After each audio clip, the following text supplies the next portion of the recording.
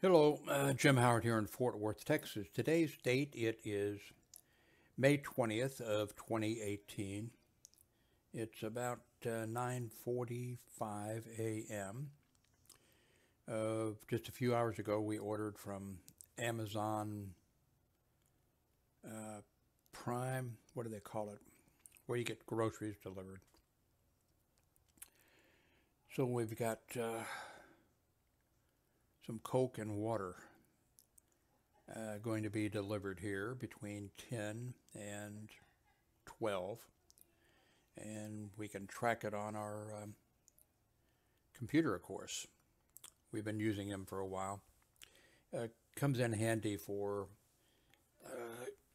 although I'll be ordering in, or ordered in Coke Zero and some water. A few ice cream bars. I'm diabetic type 2, of course. Um, Made some changes again. Every time I make a video, I've made changes. I have my 4K LG monitor here in front of me. I've been using the 4K a little bit. You know, the 4K videos that I see on YouTube really look good. But of course, those videos are made, by people who, were doing 4K and really wanted to show it off. On Netflix, the two or three 4K movies that I saw, you know, I really wasn't impressed. I think I probably, I think there are some 4K movies on Netflix that I could, probably rave about, but I'm not. This is a brand new 4K monitor, by the way. Um, just not impressed with it.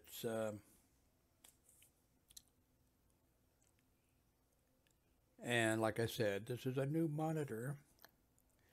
Next to it is my. Let me see here. How do I get out of here? There we are. Um, Next to the monitor is a monitor that I've had a while, and it's an LG ultra wide 25 inch, and I really like it. Like I said, it's ultra wide. I can put two full um, browser pages or whatever, right next to each other. Because I'm using two monitors, I have the control, and I can have other things over there too. Right now, this is the control for this video that I'm making, the uh, copying of the screen and the audio. And there you can see how long I've been talking and how big the file is and whatever. But because I have this other monitor, I can just move it out of the way. You don't have to see that. Now this LG 4K also uses the screen control program. Okay, it's buried there. Let's see, here it is. And that works with both of these monitors. And down here you can see this is the LG Ultra HD, so that's the 4K monitor. I can go to split screen here. Right now I have this off, but I could change.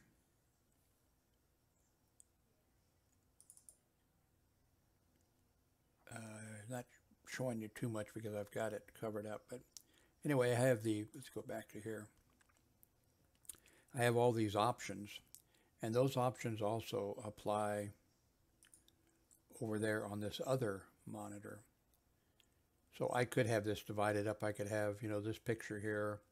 I could have another picture down here or text, or I could have, it just gives me a lot to work with, which is, I haven't been doing it as much as utilizing it as much as I should. Now, as you know, I've been using for quite a while two USB cameras, both Logitech, and I can switch the input. This is a C930E, I believe, which is like the professional.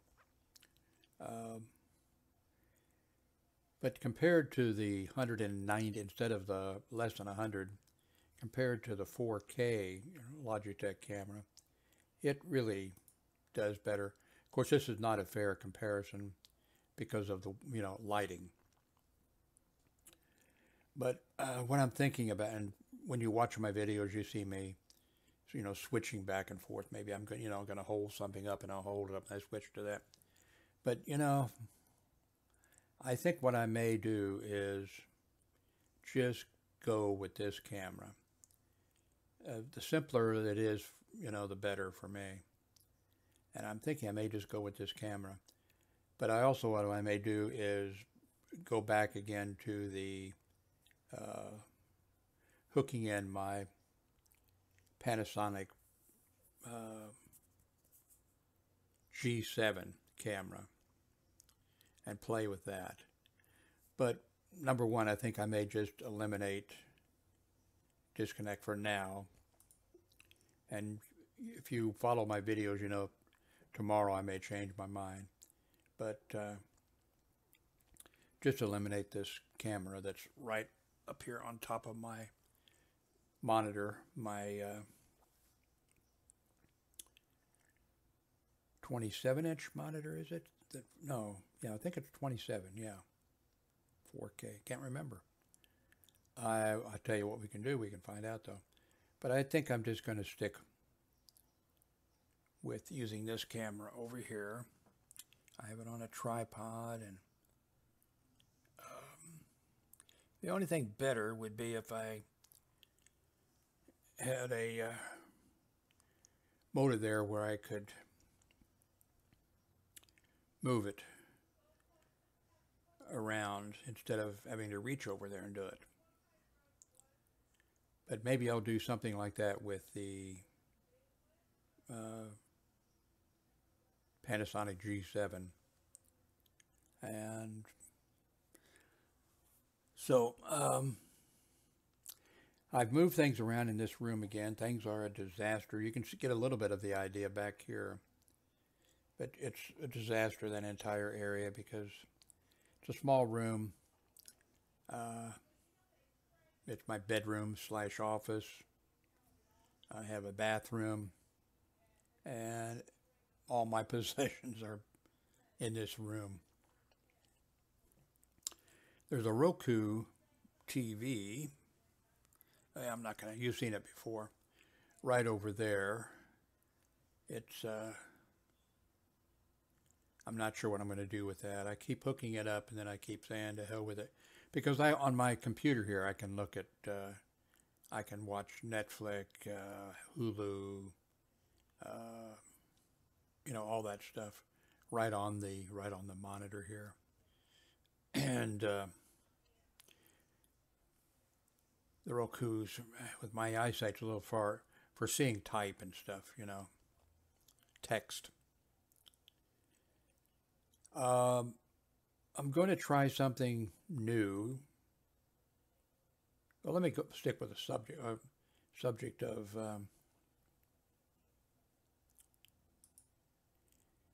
this is my LG 25-inch monitor that's going, that I really like. The price has come down quite a bit from, I forget what I paid for it. I could look up on orders and it would pop up and it would tell me, but this is a good price now for this. If you're into that, you need to check and see if you want type that's that small. But it really helps with what I'm doing. I can have something over here and have my blog open and be writing a blog entry, and I can easily cut and paste. I can also, I can have something here I want to cut and paste from on the other monitor. I can have something that I'm reading here that I want to plagiarize their information from or whatever. But this is a really nice monitor, and that's what I have hooked up. But I just ordered this 29-inch LG. This is a 25 LG ultra wide, and I just ordered this 29-inch ultra wide monitor, and only $250. Got good ratings, so far as I know, good, statistics or whatever. I measured in the past. I forgot to. I should have done that. So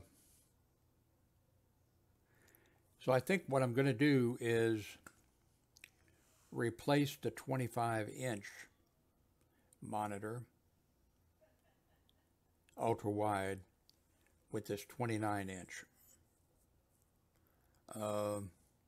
There's always a possibility what I might decide to do is keep the 25-inch, and it just depends when I get it in, and set my brand new 4K monitor on the floor. I don't know what I'm going to do.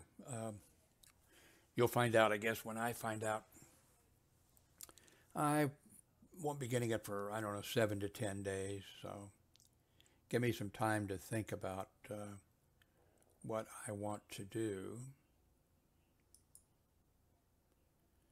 Oh, I was looking for,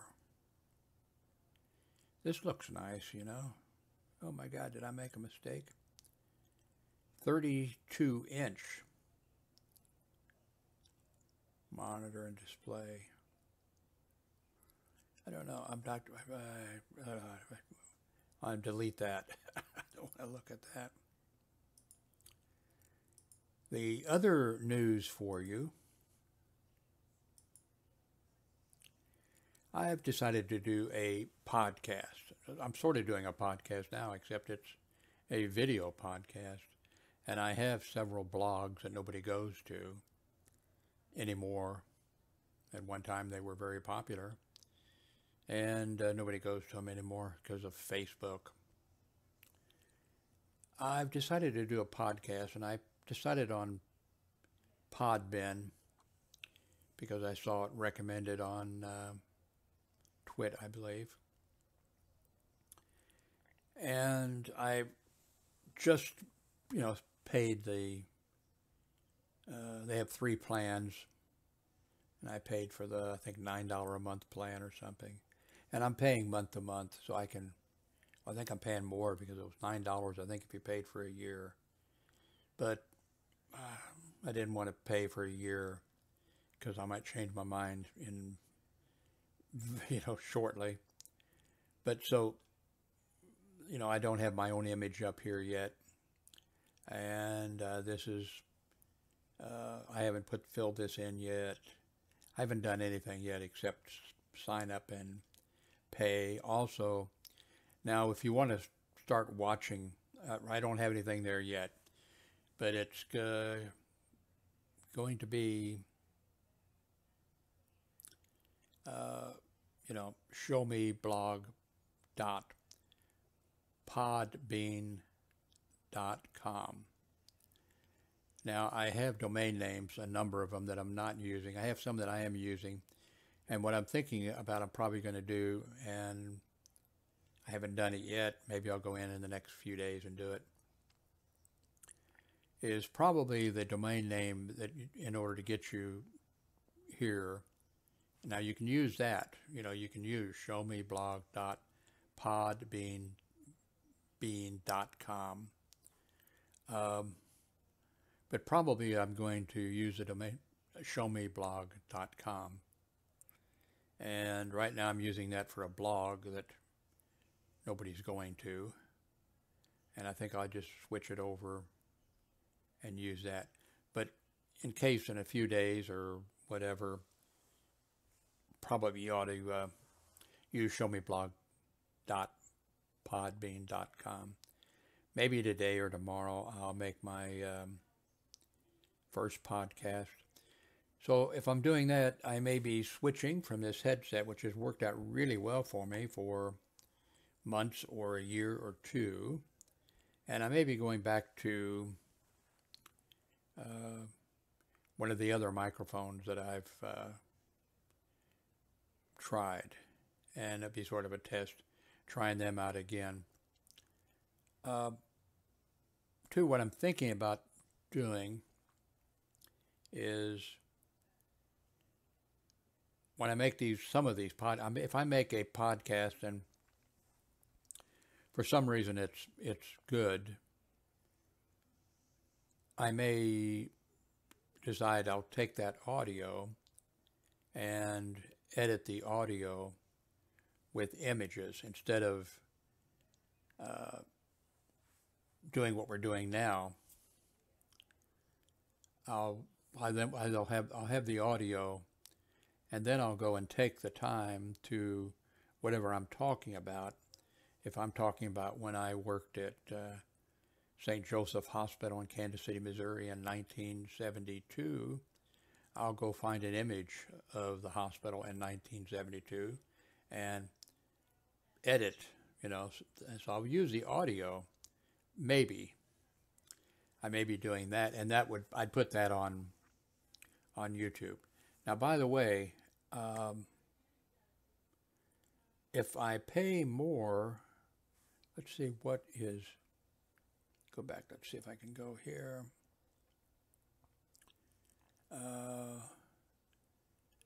Support podcast,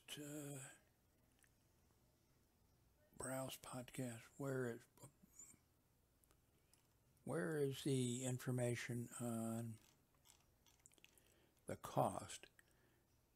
Well, anyway, it's more. I think it's like $30 a month. You can do podcast and video here.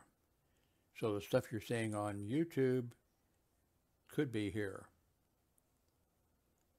And I think I have the ability to, come on, support. Okay, maybe this is it. Okay, advertising, uploading, how to upload, settings. Oh, wow, they have a bunch of premium. They have a bunch. I didn't even see this I haven't seen this the other day. So I'm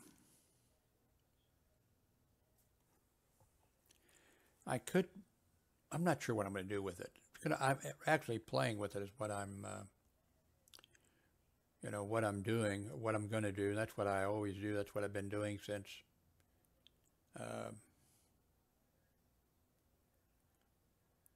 1982, when I started a blog in 1982, and it was the entire time it was been. People complained because they liked the format, the way the bulletin board was set up, and then they would get used to it, and I would buy my first BBS program I wrote myself, and then I got others programs and I would use them. I ended up, Wildcat was the last one that I purchased and used, and I loved that. But then the World Wide Web was created. So Howard's Notebook moved to the World Wide Web. I really love that Wildcat software. That was really, for me, it was fun to play with because, you set up your menus, you set up everything, and it was just great.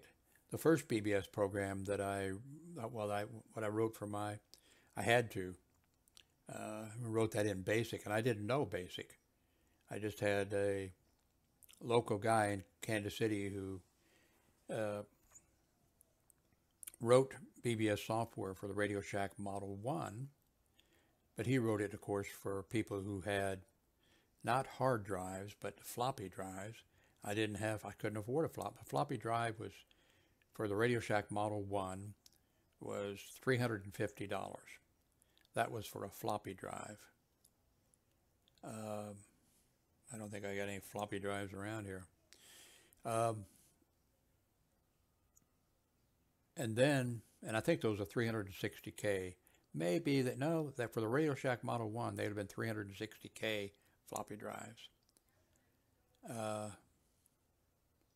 but in order to do that with my Radio Shack Model 1, would have to have an interface box that Radio Shack sold.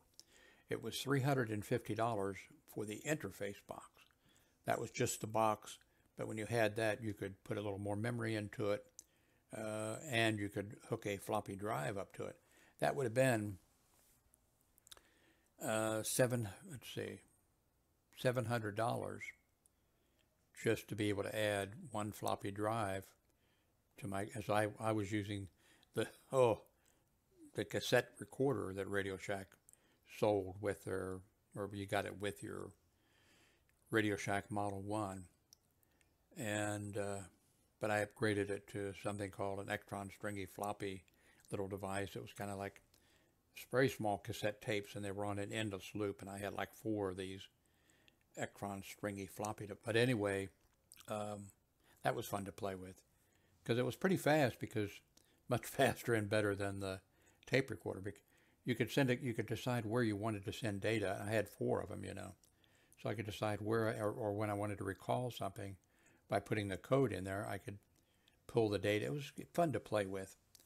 But then later I, ended up purchasing software. Well, I wrote my own BBS there again, I wrote it in BASIC, and I didn't know, or anyway, this guy who had Form 80 headquarters, he wrote this BBS software if you had a floppy drive and a Radio Shack computer. And he was local, which was neat, because in those days it cost a lot of money to make a long-distance phone call, and especially to make a long-distance phone call, in your own state here in the United States. I lived in Missouri. It cost me more money to call long distance in Missouri than it did to call long distance to New York City or to California. But it still costs a lot of money for long distance calls. And but anyway, so he was local, so I would check into his system all the time.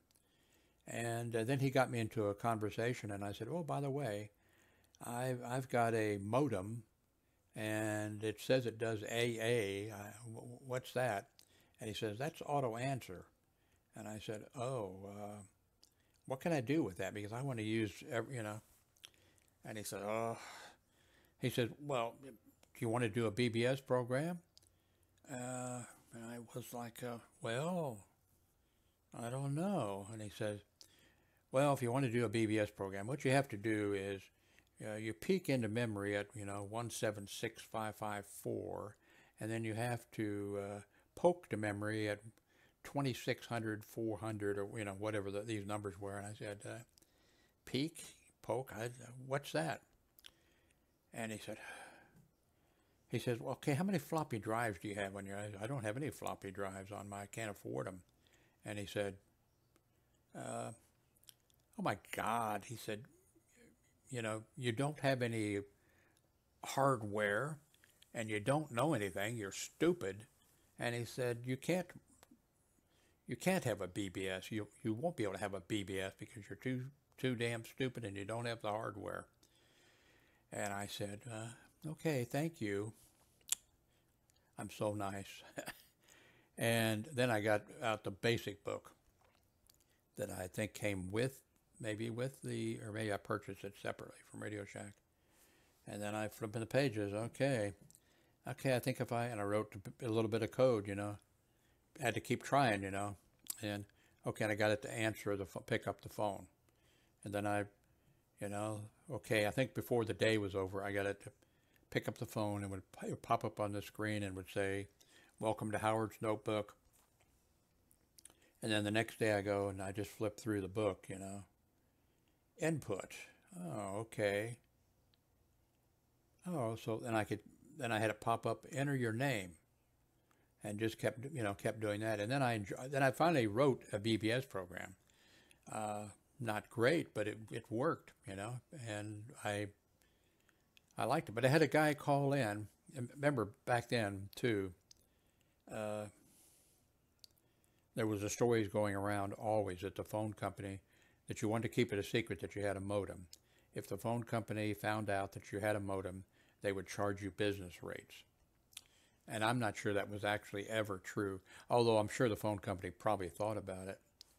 Um, so anyway, somebody logs in, and I forget the name that Tom used, but this guy logged in, and this would be back about 1982. And he said, went into chat. I had a chat set up there. And he said, what kind of computer are you using? I said, it's a Radio Shack Model 1. Oh, okay. He says, well, I really like the Radio Shack Coco computer, the color computer. And he says, I work someplace and I've actually taken them and written code so they do stuff in the, the manufacturing plant or whatever it was to actually do things, these little color Radio Shack computers. And everything, oh, okay. And he said, oh, you're okay, you're using the Radio Shack Model 1. What kind of, how many floppy drives do you have? I said, I don't have any floppy drives, I can't afford that. I said, so he says, oh, you're using the tape recorder. And I said, oh, no, not now. I said, I got something you never heard of. It's called an Electron Stringy Floppy. I actually have 4 of them. And he said, oh, yeah, I've heard of those. And I said, oh, okay. And he said, well, what operating system are you using to control those Electron Stringy Floppies? And I had the manual, there. And I said, it's Electron Stringy Operating System. And he says, yeah. He says, I wrote that. And I looked at the thing and I said, no, you didn't. A guy by the name of Tom Wheeler wrote that. And he says, I'm Tom Wheeler. And he says, do you believe me? And actually, I did believe him when he said, because then I knew, I was remembering, everybody's using not me. I didn't ever, because I would just, back in the days when everybody had CB radios, and I had a CB radio, and I used my call sign, the FCC call sign that was issued, like everybody else was supposed to use. Nobody else was, But anyway, so yeah, I believe you. And he says, well, type this on the screen, CMD / and I forget what it was. And I said, okay. And the screen filled with his name, Tom Wheeler, Tom. So anyway, he said, it's only we talked a while, and he was a graduate of KU, Kansas State University, and had a degree in electrical engineering. And he says, I really don't understand, bulletin board systems and this whatever. And he said, so anyway, I said, well, yeah, I wrote a BBS program in BASIC. And he said, and he was local, and he said, could I come over and see your setup and everything? I said, sure, come on over. So he came on over. And he looked at everything, and I popped the code up on the screen, everything. And he said, I'd like to try to write a BBS program for you. And I said, well, man, that'd be great. I don't know what the hell I'm doing, And he said, I'm not sure if he said or if I said, I'll print out for you my code for my BBS for the thing in BASIC and give it to you. And I printed it out and gave it to him, and it was, I think maybe the next day or maybe 2 days later, he called me up and said, hey, Jim, can I come over? Got your BBS program? And I said, yeah. So he came in over, and we loaded it up, and wow. I mean, I had no idea, but, I was happy that I was able to do it, and I enjoyed doing it, and it was fun to play with and whatever. But then that was like in 1982, and I decided, I'm going to buy software, BBS software, all software. I'm going to buy it from people that know what they're doing, because I don't know what I'm doing. And then he went on to write a terminal program. And then when I switched from Radio Shack Model 1 to Commodore 64. He changed his, that program he'd written for me, the BBS program, he changed it so to work on a Commodore 64. And and then he did some other stuff. I haven't talked to him in, oh my God, I don't know, 30 or 40 years or something. A long time. I'm an amateur radio operator. He was an amateur radio operator before I was. He taught at college, taught electronic, computers, computer and electronics in college. Just recently, I got myself a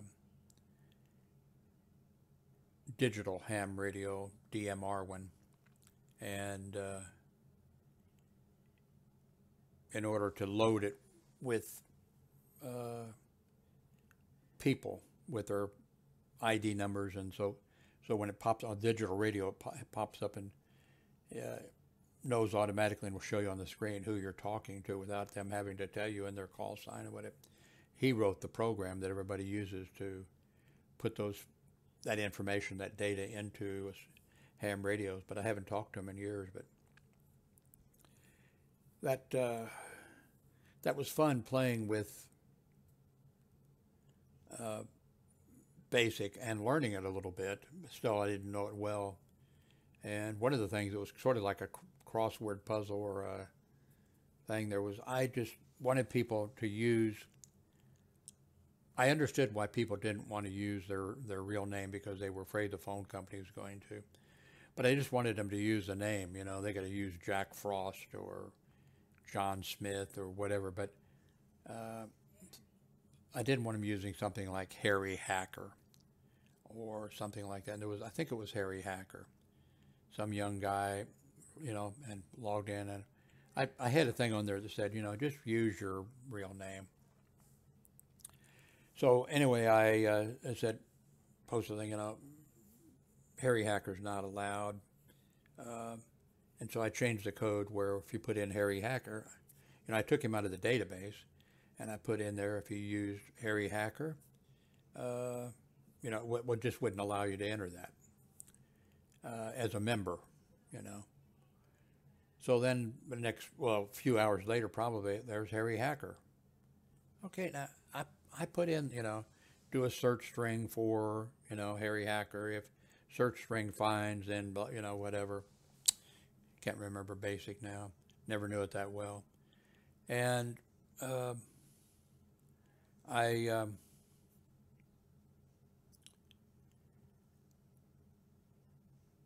looked at it, and then I saw, oh, okay. He put a space in front of the H for Harry.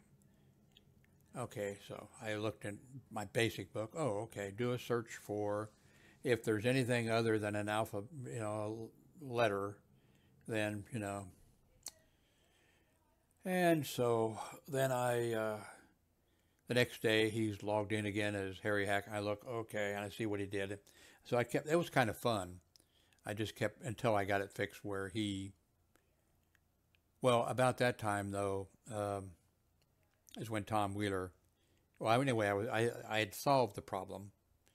Although Harry Hacker, who I'm not sure if I actually met him later on, he actually went to work. He went to the United States Navy and ended up assigned to a nuclear submarine. But then when Tom Wheeler wrote this BBS program for me, and he put all kinds of things in there, and so the first thing that happened, nobody could. I had, I forget, 255 or something like that members, and then nobody else could register. So I told him, and he said, no, I said, no, you can't, I have 255 members, I can't, and he said, no, you're wrong. I wrote, he said, I wrote that, I know how to write code or whatever. I said, okay. So then I looked at his code, and then I didn't understand any, 80% of it.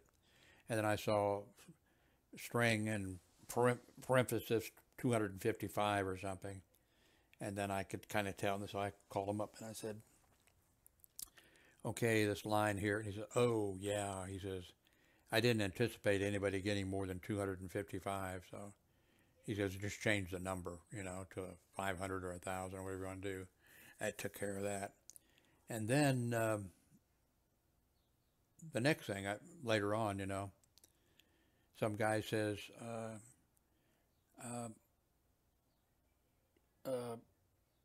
I can't, your system won't let me log in with my name. And I remember his name, by the way, yeah, now. I can't log in with my name. And I said, well, it should work. And he said, it doesn't work. And I said, well, hang on here a second. So I tried logging in, and it wouldn't let me in either. And so, okay, what's wrong with this one? And I forget what his first name, but his last name was Hancock. And so anyway, I called up Tom Wheeler, and Tom Wheeler said, no, I put that's you're wrong, you're mistaken. No, and I said, that I told him the guy's name, let's say John Hancock, and he said no, and I said, is there code in there doing a search for bad words, and he goes, okay, yeah. He says, I have it searched the way I had it searching for Harry, or for hacker or whatever. He said, okay, I'll change that. So he had to go through and change the routine, but that was a lot of fun. So I guess 37 minutes we've been talking. Or I've been talking. I did show a few things, but I could strip the audio from this, and I think I will. This will be, I'll take the audio out of this. I'll upload this to YouTube. I'll take the audio out of this, and this will be my first podcast on whatever I said. Let me escape this big picture of me. Whoa, no, I didn't want to do that. I wanted to go to, okay, what did I want to do?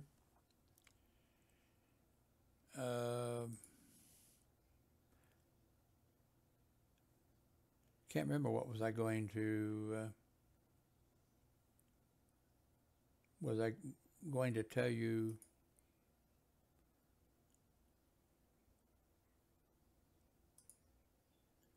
Let's see. Forgot. If you're listening to this as a podcast, and if you're not a follower on YouTube, if you follow me on YouTube, it's, by the way, youtube.com/HNBBS. But I think what I'm going to do is post this to, I know I'm going to post this to YouTube. Then I'm going to take the audio from this, and this is going to be my first podcast.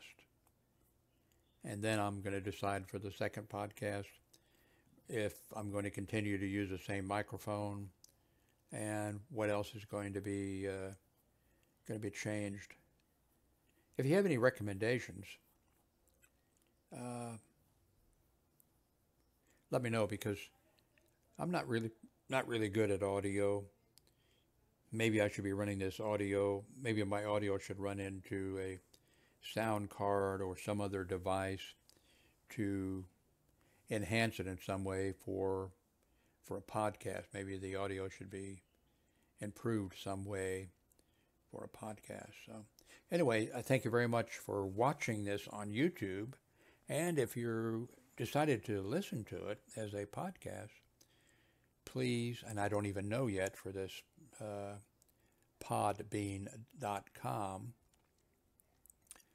And for right now, I'm at showmeblog.podbean.com, and eventually I think it's going to be, my podcast will be at showmeblog.com.